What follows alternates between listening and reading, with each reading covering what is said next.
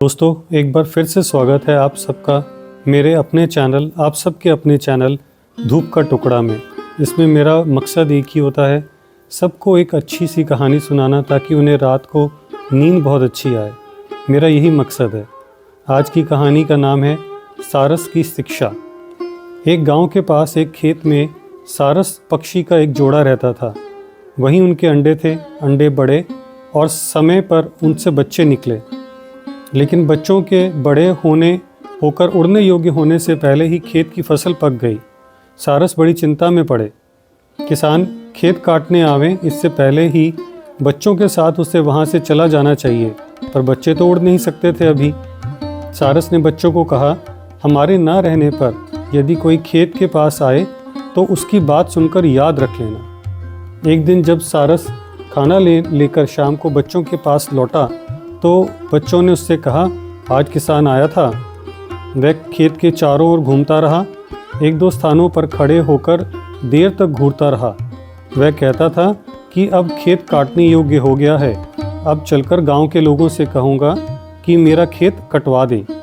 सारस ने कहा, तुम लोग डरो मत, खेत अभी नहीं कटेगा, अभी खेत कटने में देर है।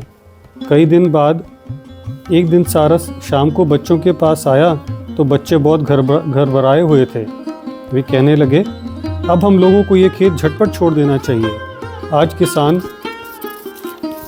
फिर आया था। वह कहता था कि गांव के लोग तो बड़े स्वार्थी हैं, मेरा खेत कटवाने का कोई प्रबंध नहीं करते। कल मैं अपने भाइयों को भेजकर खेत कटवा लूँगा।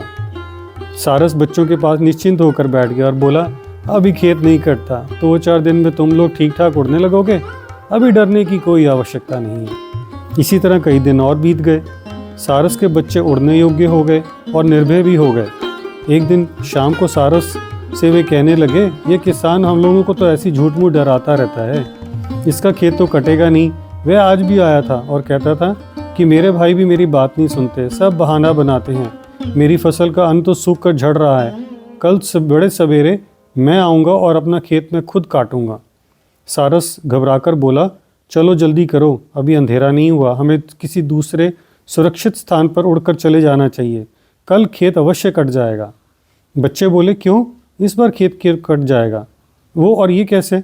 सारस ने कहा, किसान जब तक गांव वालों और भाइयों के भरोसे था, खेत के कटने की कोई आशा नहीं थी।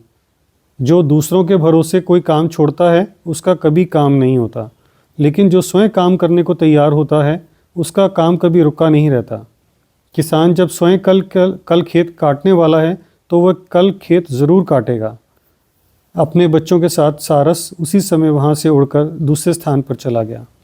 इस कहानी का मॉरल यही है कि हमें कभी किसी के सहारे नहीं रहना चाहिए, हमें खुद अपना सहारा खुद बनना चाहिए। मुझे पूरी उम्मीद है कि आपको मेरी कहानी ज़रूर पसंद आएगी। अगर मेरी कहानी पसंद आई हो तो मेरे चैनल को लाइक, शेयर और सब्सक्राइब ज़रूर करिएगा। मेरे चैनल का नाम है धूप का टुकड़ा। बाय।